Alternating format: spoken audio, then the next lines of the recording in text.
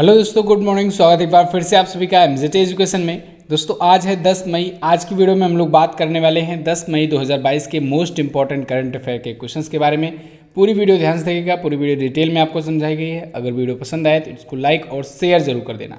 Channel पर नया हो चैनल को सब्सक्राइब करना, बेल आइकन को जरूर प्रेस करना, जिससे आने वाली वीडियोज़ का नोटिफिकेशन अब तक पहुँचता रहे।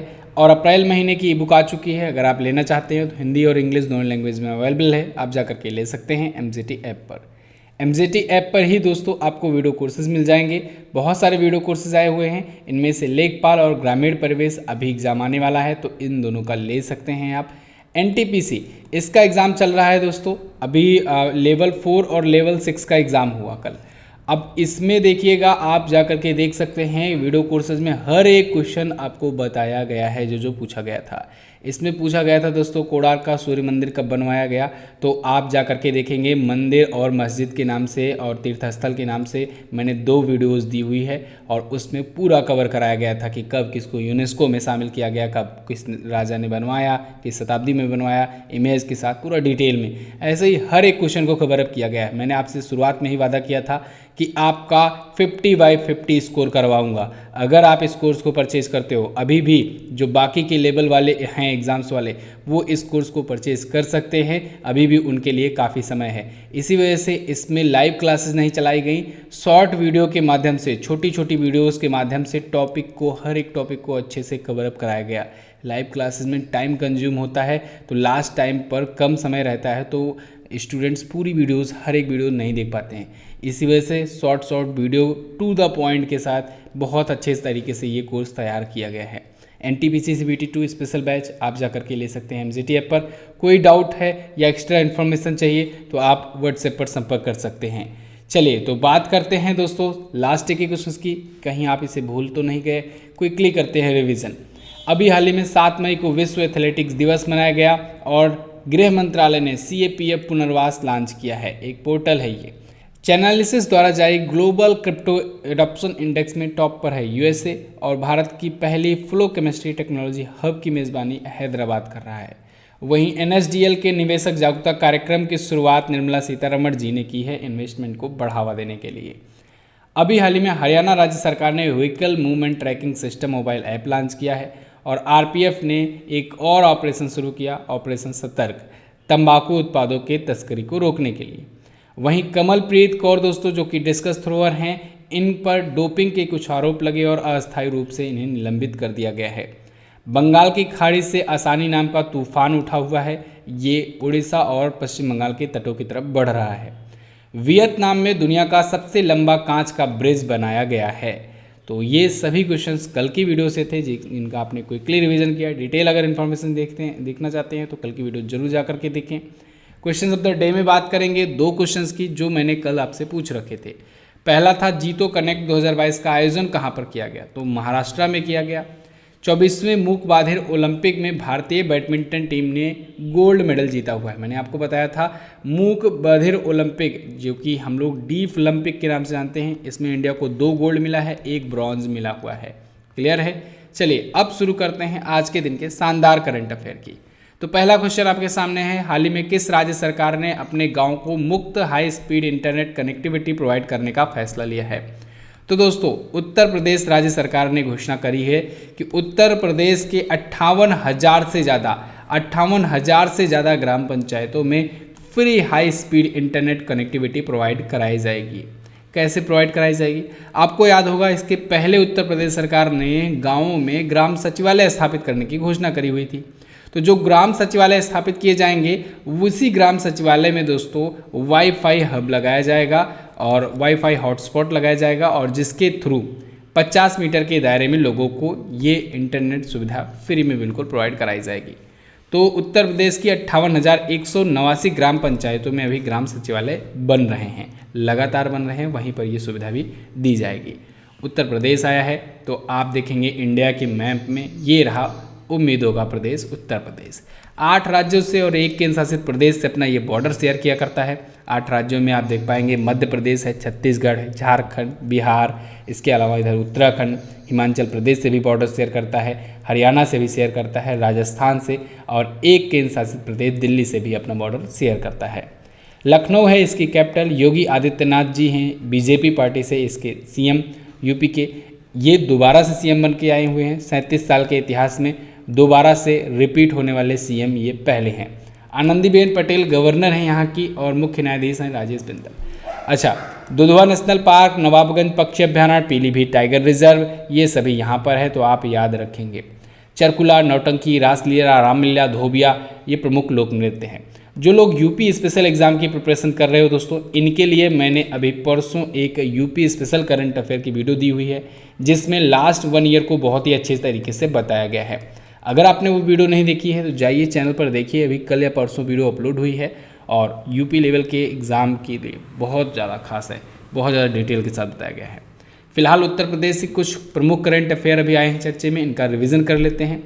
उत्तर प्रदेश के श्रावस्ती जिले से स्कूल चलो अभियान शुरू किया गया। श्रावस्ती में लिटरेसी रेट सबसे कम है उत्तर प्रदेश में।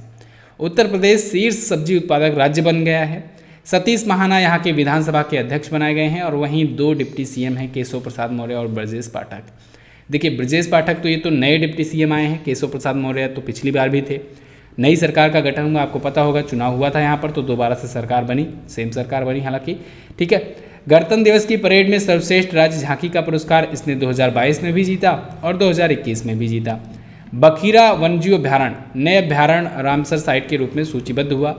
नेपाल की सीमा के पास 4 गांवों को राजस्व गांव के रूप में घोषित किया गया और वहीं झांसी रेलवे स्टेशन का नाम वीरांगना लक्ष्मीबाई रेलवे स्टेशन किया गया।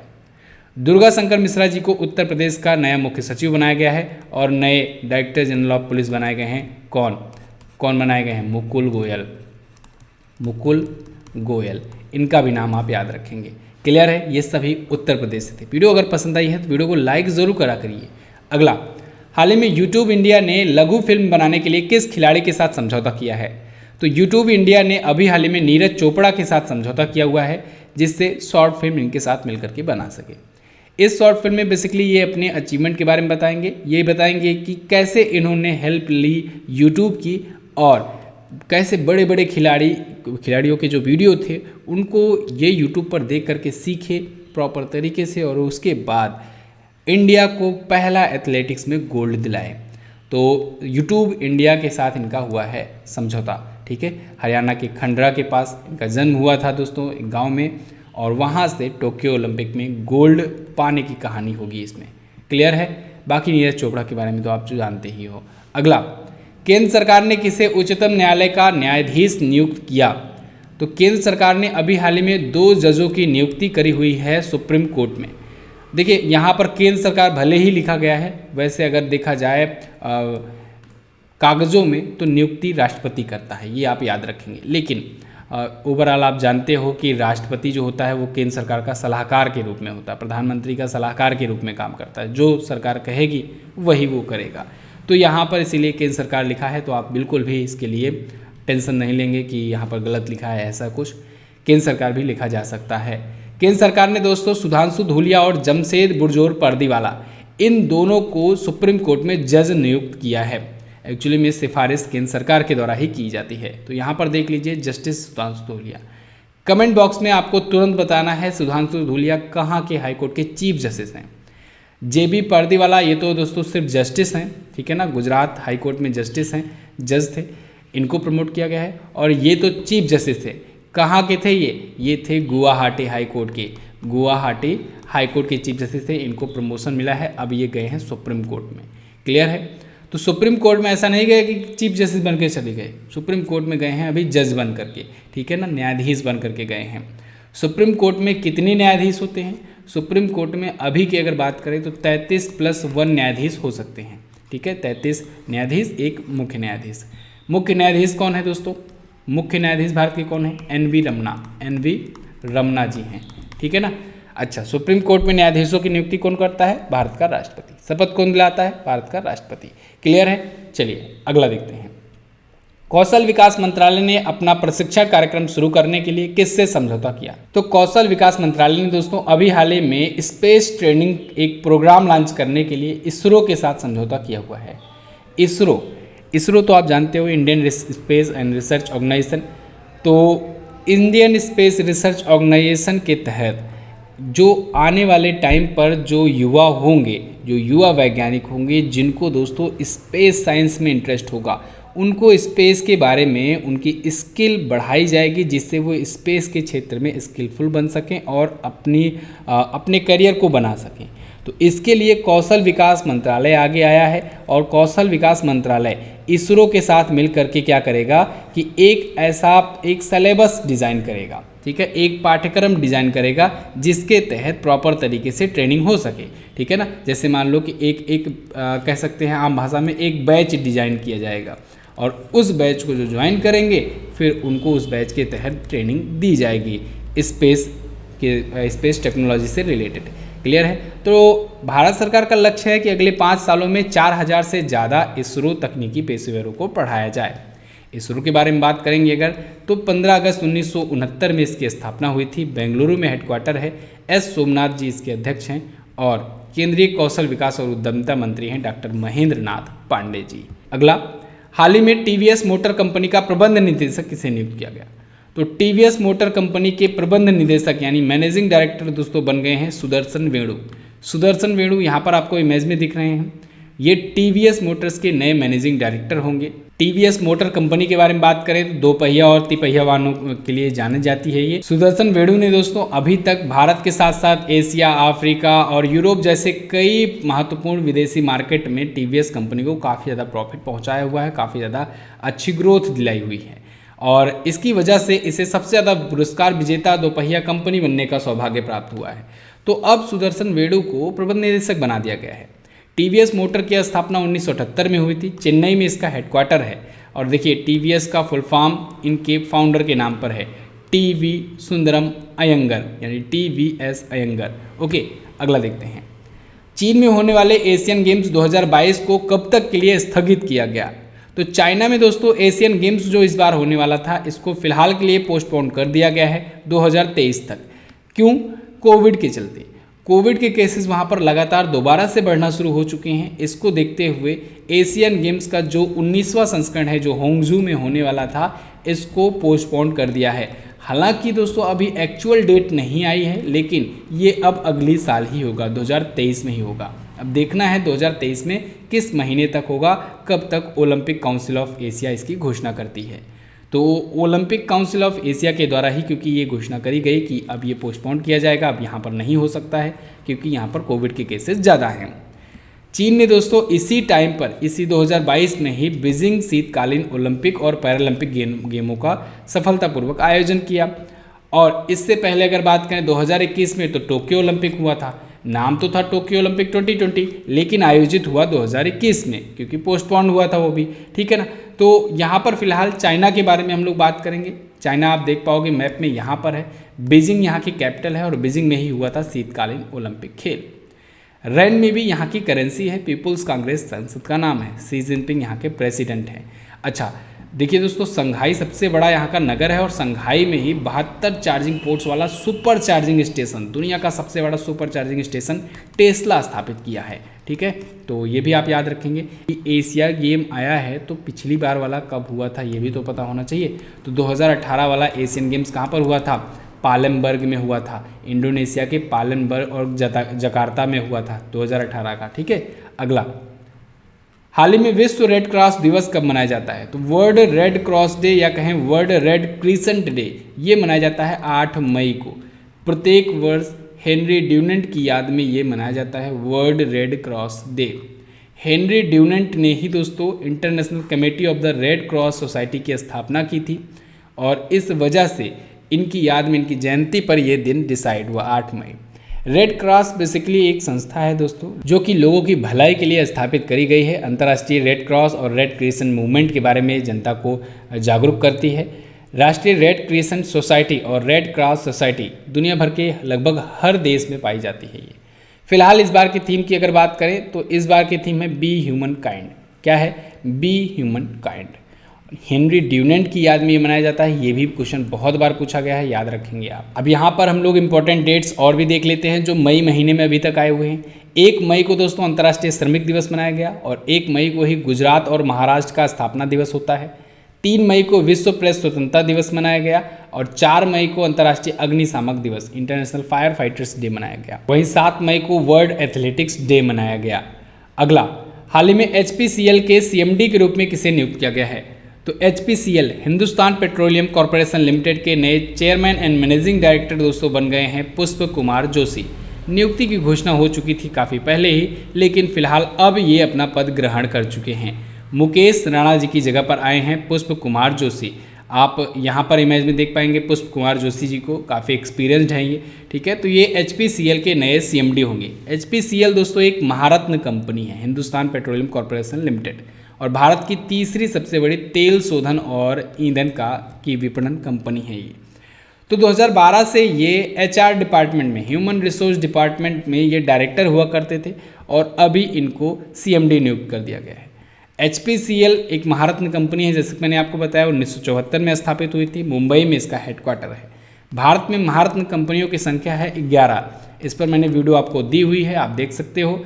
11वीं महारत्न कंपनी आपसे पूछी जा सकती है तो आप बताएंगे power finance corporation limited, PFCL। अगला, हाल ही में जारी CRS रिपोर्ट के अनुसार भारत में 2020 के दौरान मृत्यु दर में कितने प्रतिशत की वृद्धि हुई है? तो CRS रिपोर्ट जो भारत सरकार के द्वारा जारी की जाती है, इसके अनुसार बताया गया है कि भारत में 2020 के टाइम पर मृत्यु दर में 6.2% की वृद्धि देखने को मिली। CRS रिपोर्ट दोस्तों सिविल रजिस्ट्रेशन सिस्टम रिपोर्ट है, ये भारत सरकार के द्वारा जारी की जाती है। इस पर काफ़ी ज़्यादा अभी कंट्रोवर्सी भी उठी थी, अब मैंने आपको वीडियो भी दी थी, अभी मैं आपको डिटेल में बताता हूँ, ठीक है। पहले इसका कुछ डाटा देख लो आप।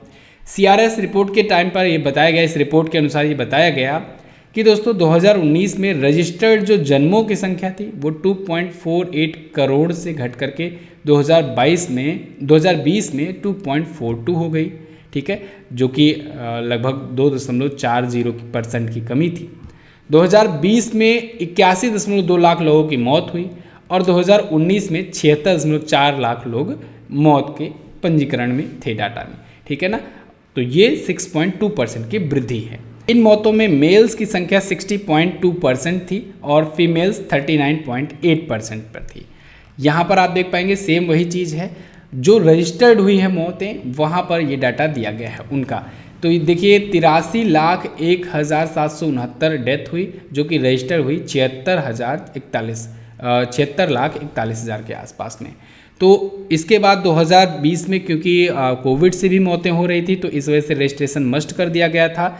तो 81,20,000 कुल मौतें हुई और 81,15,000 के आसपास में रजिस्ट्रेशन इसके हुए थे, ठीक है ना। तो यहाँ पर देखिए ये डाटा जो दिया गया है ये CRS के द्वारा दिया गया है, लेकिन सेम अगला क्वेश्चन अगर आप देखेंगे WHO ने इनके डाटा को खारिज किया है। मतलब WHO ने कुछ और ही डाटा जारी किया है। WHO के एक्चुअली में रिस्पांस में CRS डाटा अभी जारी किया गया है। WHO ने अभी एक रिपोर्ट जारी करी, उसके अनुसार भारत में कोरोना से 47 लाख से ज़्यादा मौतें हुई। ध्यान रखिएगा, इसी वजह से 2 क्वेश्चन के माध्यम से मैं ये चीज़ें समझा रहा हूँ आपको। एक तो मैंने आपको CRS रिपोर्ट के बारे में बताया कि सिविल रजिस्ट्रेशन सिस्टम रिपोर्ट के अनुसार भारत में एग्जैक्टली क्या क्या हुआ, ठीक है ना, कितनी मौतें हुई, कितना क्या कुछ हुआ। इसके बाद WHO ने जो जारी किया हुआ है उसके बारे में मैं आपको बता रहा हूँ, क्योंकि WHO पर इस पर मैंने आपको वीडियो दी हुई थी और उसमें सारा कुछ डिटेल में बताया था। अगर आप और ज़्यादा डिटेल जानना चाहते हैं तो इस वीडियो को जरूर देखिए। अभी कुछ दिन पहले ही मैंने आपको ये वीडियो दी हुई थी जिसमें डिटेल में हम लोगों ने डिस्कस किया था। WHO ने बताया है भारत में 47 लाख मौतें हुई कोरोना से केवल, लेकिन भारत ने एग्जैक्ट डाटा जो है वो छिपाया, बहुत कम बताया, ठीक है। कितना कम बताया? लगभग 9.8 टाइम्स कम बताया है। भारत ने बताया है जो ऑफिशियल डेटा उसके अनुसार 0.48 मिलियंस में डेथ हुई है, यानी कि कहें 4,80,000 के आसपास में मौतें हुई हैं। लेकिन जो एग्जैक्ट डाटा है वो है 47.4 लाख, ये WHO ने कहा है। और ऐसा सिर्फ भारत के लिए नहीं कहा है, ऐसा नहीं है कि भारत की ही खास दुश्मनी है, इसने रसिया को भी बताया, इंडोनेशिया, US, ब्राज़ील, सबको बताया है कि सबने जो एग्जैक्ट डेटा है उससे छेड़छाड़ करी हुई है, मतलब एग्जैक्ट डेटा नहीं शामिल किया हुआ। यहाँ पर आप देख पाएंगे इन्होंने बताया सबसे ज़्यादा इजिप्ट जो है ये घपलेबाजी किया है, इसने 11.6 गुना ज़्यादा यहाँ पर मौत हुई, लेकिन इसने कम बताया है इतना। इंडिया में जो ऑफिशियल्स के द्वारा बताया गया है डाटा कोरोना से मौतों की, उससे 9.9 टाइम्स ज़्यादा है, लेकिन एक्चुअल में इन्होंने कम बताया है। पाकिस्तान ने 8 गुना कम बताया है, इंडोनेशिया ने 7.1 गुना, ऐसे ऐसे करके ये डाटा जारी किया गया है वर्ल्ड हेल्थ ऑर्गेनाइजेशन के द्वारा। समझ में आया ये बात, ठीक है। तो लेकिन अब भारत सरकार ने CRS रिपोर्ट जारी करी और इनके सभी दावों को खारिज किया। भारत सरकार का कहना यह है कि भारत में हर साल जो बीमारियां होती हैं, हर प्रकार की बीमारियों से जो मौतें होती हैं, उनका डाटा CRS जारी करता है। और ऐसा नहीं है कि केवल ये मोदी सरकार में जारी किया जा रहा है, ये बहुत पहले से डाटा जारी करता आया हुआ है और एक इंडिविजुअल संस्था है। तो ऐसे में, और क्योंकि दूसरी बात यह है कि WHO का जो डाटा है ना, वो जो कैलकुलेशन है वो बिल्कुल अनुमान जो है वो बेसलेस है। कारण ये है कि वो ऐसा देखते हैं कि जैसे जो बड़े शहर में सर्वे किए, बड़े शहर में जो मौतें हो रही थी उसी से मल्टीप्लाई कर दिए कि इतने शहर हैं, इतने राज्य हैं, इतनी संख्या है तो इतने में होगा। जबकि भारत में एक्चुअल में कंडीशन कुछ अलग थी। भारत में कुछ कुछ राज्यों में बहुत क्रिटिकल सिचुएशन थी, जबकि कुछ कुछ राज्यों में नाम मात्र का था। जैसे आप देख पाओगे महाराष्ट्र में, देख लो आप, महाराष्ट्र में सिचुएशन बहुत ख़राब थी। इसके बाद तमिलनाडु, केरल, इसके बाद फिर उत्तर भारत में आ जाओगे तो आप उत्तर प्रदेश में देख लोगे, ठीक है, बिहार में, यहाँ सब जगह पर सिचुएशन बहुत ज़्यादा क्रिटिकल थी, यहाँ पर मौतों की संख्या ज़्यादा थी। लेकिन वहीं पर अगर आप पूर्वोत्तर राज्यों में बात करोगे, जैसे मणिपुर हुआ, त्रिपुरा हुआ, आप छोटा जम्मू कश्मीर में ले लो, या फिर आप ले लो गोवा ले लो, ठीक है, यहाँ पर काफ़ी कंट्रोल में था सब कुछ, ठीक है। तो भारत जैसे बड़े देशों के लिए ये तरीका कैलकुलेशन का अपनाना ये सही नहीं होगा, ये कहना है भारत सरकार का। आई होप आपको ये चीज़ें अच्छी से समझ में आई होगी। तो बस फिलहाल रखते हैं इतना ही वीडियो में, टॉप 10 करंट अफेयर के क्वेश्चन से बस इतना ही। आई होप आपको पसंद आई होगी, लाइक कीजिएगा जरूर, शेयर कर दीजिएगा अपने दोस्तों के पास। 2 क्वेश्चन मेरा है आपसे। पहला, चैनालिसिस द्वारा जो जारी ग्लोबल क्रिप्टो एडॉप्शन इंडेक्स है, इसमें भारत कौन से स्थान पर है। अगला, ऑपरेशन RPF द्वारा चलाया गया है कौन सा, इनमें से बताइए कौन सा ऑपरेशन चलाया गया है RPF के द्वारा और किस उद्देश्य के लिए चलाया गया है। अगर आपको पता हो जरूर आंसर कीजिएगा। NTPC CBT 2 बैच बहुत कम समय बचा है, ऐसे में अगर आप ज्वाइन करते हो तो अभी से आप अच्छा खासा स्कोर कर सकते हो। तो जाइए MZT ऐप पर और पता कीजिए कितना % का डिस्काउंट चल रहा है और इस बैच को जरूर परचेज कीजिए। चलिए बस फिलहाल इतना ही रखते हैं वीडियो में, मिलते हैं अगली वीडियो में, तब तक के लिए नमस्कार, जय हिंद, वंदे मातरम।